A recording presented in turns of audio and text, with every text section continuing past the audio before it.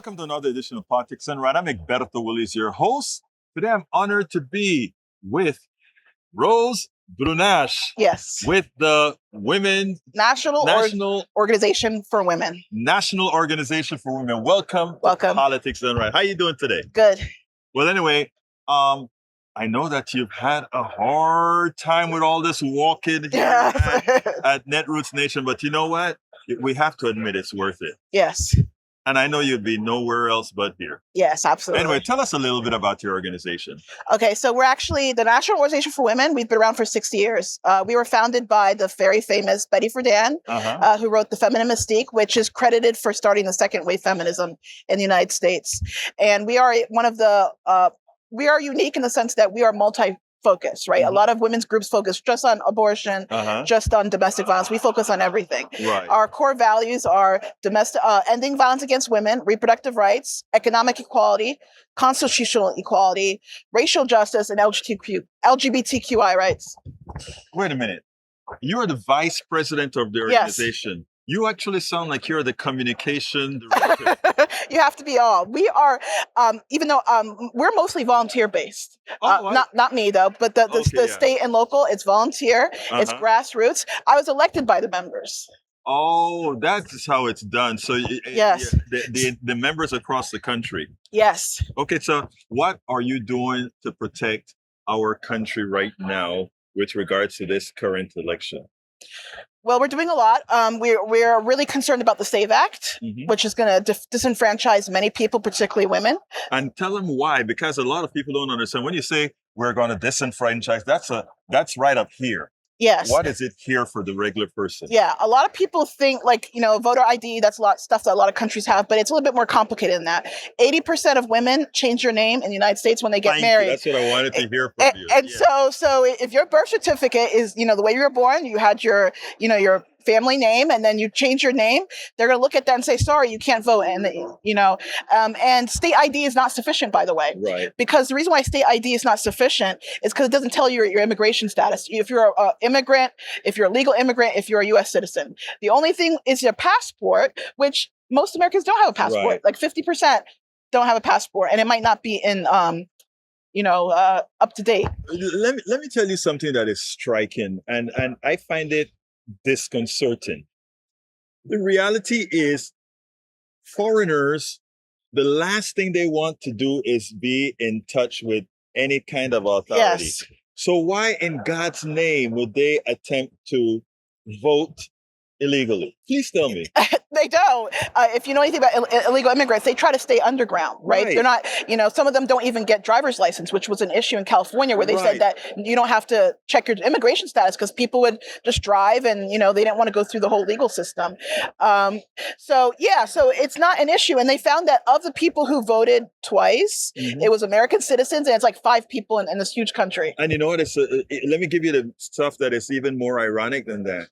And I know your group has to be a nonpartisan group. Yes. But it's ironic that the people that you find that double vote or voter fraud are generally Republicans. I know you can't say much about that. I don't know. Yes, and we are nonpartisan. Yes. That's a statement of fact. Yeah. So even as you're nonpartisan, the segment of the people who support you that segment doesn't. But anyhow. And you know what? Yeah. Our J.D. Vance might not be able to vote. You changed his name 3 times. Yes, under this law, right? Yes. Yeah, I mean, people don't. The thing about it is, when people are looking into many issues, they look at the people that they consider the other, not realizing that the ones that are not the ones considered the other. Many of the same things that not many, all of the same things that apply to the other applies to them. Yes. As well. Your thoughts? Yeah, I think people don't really think this out. Just like I said, people think that, okay, an ID is sufficient. It's like, well, do you know that? Do you actually read these bills? These bills are very long and complicated, and people just support it stamp their approval without knowing what's in it. Let's give a good example is this. In Texas, you can vote if you have a gun license, but you can't vote if you have a student ID. Wow. But guess what? A student ID, you have to prove exactly who you are and your residency, etc. So it may even be more valid than a driver's license. But because what they found is that more educated folks vote one direction, and Yes. I'm going to play to your nonpartisan sensibilities. Yes. Since one particular group caters more to the word educated and the other not so much. But to contradict that, Yeah. a military ID wouldn't count, and that they're disproportionately on one side too. Well, because you could actually join the military without being a citizen. I didn't even realize that. No, you can be a resident. Yeah, you can actually permanent resident, but not a citizen. Yeah, and that so you could see that making a little bit of sense. Well, actually, I'll be honest. I don't think it makes a damn bit of sense at all, because the fact of the matter is people who are here in an undocumented fashion are people who have green cards. Before I became a United States citizen, I had a green card. Yeah. And I knew, because of when I got that green card, I was told you could not vote. This just gives you so we know that. Mm-hmm. We know that. Those of us who are on, so I mean, I am glad for the work that you're doing. Tell us a little bit more about what you do and what else. This is what I should really ask. What should I ask you that I've yet to ask you? What would I ask you? I like to do that because there are times that, I'm leading the discussion and it's like, I am saying things that come to mind immediately, and you are wanting to say something else. I want you to use that question to say whatever the hell you want to say. Yeah. I want everyone to know that we're multi-issue focused. Mm-hmm. So everything affects women, mm-hmm. right? So voting rights, you don't think really that's a women's issue. Like most women change their name, which you might say that's anti-feminist, but it's a reality. Most women change their name. Right. And so that's a feminist issue. We're focused on the Equal Rights Amendment. A lot of people don't know that it has been passed. Yes, and they are holding it up in Congress. Yes, they're holding up, and it just needs to be acknowledged as the 28th Amendment. Yes. That was at the forefront of that issue in the 70s and things like that. I think, what else is going on? I mean, it's so much going on. I'll tell you this. I was a government worker. I was based in DC. I was one of the Trump firings. Yes. And that's actually what pushed me to run for the VP. Because a lot of people don't know, but the federal government, it's disproportionately women, disproportionately Black. Yes. And I think that's a lot of the focus against that. So Trump is attacking women in all types of ways. He also wanted to de-professionalize nursing.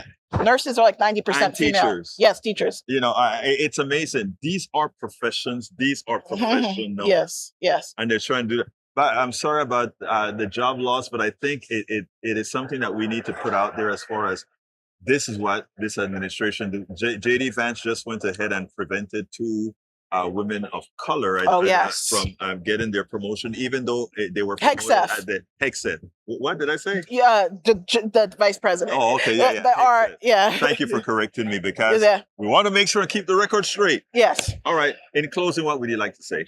Join now. And how can they do that? So just go to now.org and become a member. It's only $35 a year, less than if you have financial issues. And what it does is it plugs you into your local community. Right.